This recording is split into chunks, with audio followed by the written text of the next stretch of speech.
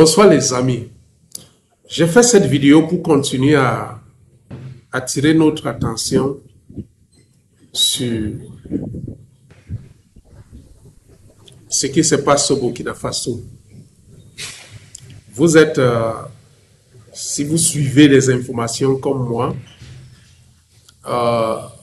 hier, précisément hier soir, le ministre de Sécurité du Burkina Faso est venu faire une déclaration sur laquelle, si je vais vous faire écouter une partie de cette déclaration et je vous reviens avec mes commentaires. En collaboration avec ceux de l'Alliance des États du Sahel, suivent de près un vaste réseau de déstabilisation orchestré depuis l'extérieur et dont les ramifications internes menacent notre souveraineté nationale. Nous souhaitons vous exposer les faits qui illustrent l'ampleur de ces manœuvres ainsi que les actions résolues prises pour y faire face. Il est porté à la connaissance du public burkinabé et de la communauté internationale que des individus résidant en République de la Côte d'Ivoire se sont activés dans une entreprise de subversion contre notre pays.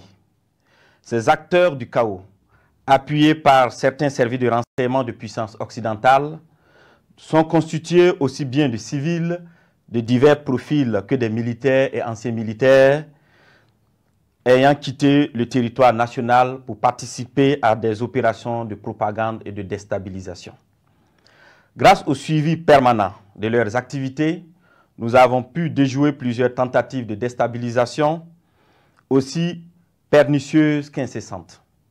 Face à ces échecs répétés, ces individus sans foi ni loi ont opté pour un énième plan. Ce énième plan consistait d'une part à signer un contrat avec des groupes terroristes baptisés les centraux et d'autre part à leur donner des formations spécifiques dans la zone du centre-est pour la prise d'objectifs qui ont été consignés dans leur contrat. Ils devraient en premier lieu mener des actions violentes contre des civils innocents, puis en second lieu s'attaquer non seulement à des institutions de la République, mais aussi à plusieurs autres points sensibles. La première attaque précurseur de cette opération était celle de Barsalgo le samedi 24 août 2024, qui consistait à massacrer le maximum de populations civiles pour créer le désarroi et le chaos au sein de ces populations et ébranler de ce fait la nation entière, facilitant ainsi l'exécution de l'action principale. Le plan prévoyait l'infiltration de plusieurs groupes terroristes. Ok les amis, voilà les gens qui ont pris le pouvoir par force en utilisant pour prétexte l'insécurité, qui n'arrivent même pas à trouver des solutions concrètes sur l'insécurité dans leur pays.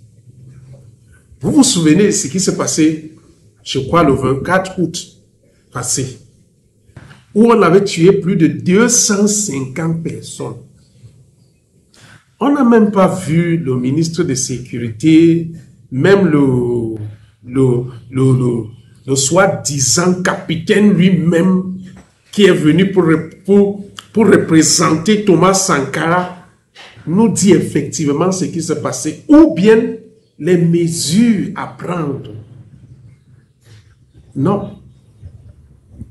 Mais pour cacher leur incompétence, ils sortent aujourd'hui, nous disent comment les individus veulent déstabiliser le Burkina Faso.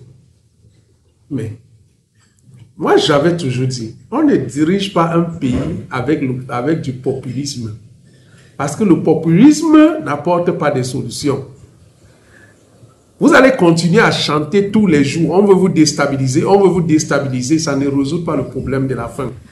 Ça ne résout pas le problème de l'insécurité. Et comme on a l'habitude de dire, tu peux tromper le peuple une fois, mais tu ne peux pas les tromper tout le temps.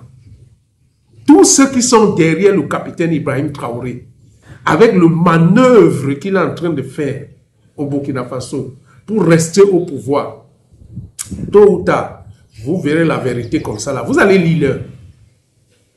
Les gars sont venus pour dire qu'ils vont restaurer le pays, ils vont défendre le pays. Ils sont même incapables. Ils ont même créé le Sahel.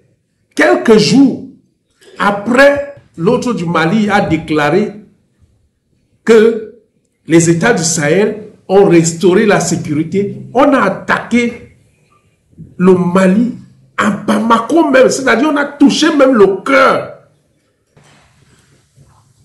Et moi, je me pose les questions. Tous ceux qui continuent à les soutenir là, vous les soutenez sur quelle base? Les gars sont incompétents. On ne se lève pas un matin pour diriger un pays. On ne se lève pas un jour pour dire, parce que j'ai les armes, je vais prendre le pouvoir. Pourquoi on se moque de nous en Afrique? C'est des choses comme ça.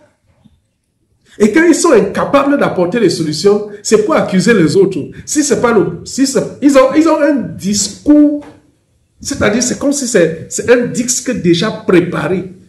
Si c'est pas le Bénin et le président Patrice Talon, c'est la Côte d'Ivoire et le président Alassane Ouattara. Mais finalement, quand vous êtes venu au pouvoir, vous ne nous avez pas dit que c'est ce président-là que vous êtes venu le combattre. D'ailleurs même, pendant que vous êtes en train de chercher à les combattre, sachez que ce président-là travaille chez eux. Venez au Bénin, par exemple, vous allez voir ce que le président Talon est en train de faire. Demain, même s'il n'est plus là, ses actes sont là. En matière de sécurité, en matière des infrastructures, vous ne pouvez même pas parler. Allez en Côte d'Ivoire.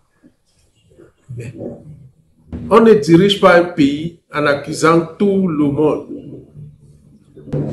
Montrez-nous ce que vous pouvez faire et arrêtez d'accuser les gens à tort ou à raison.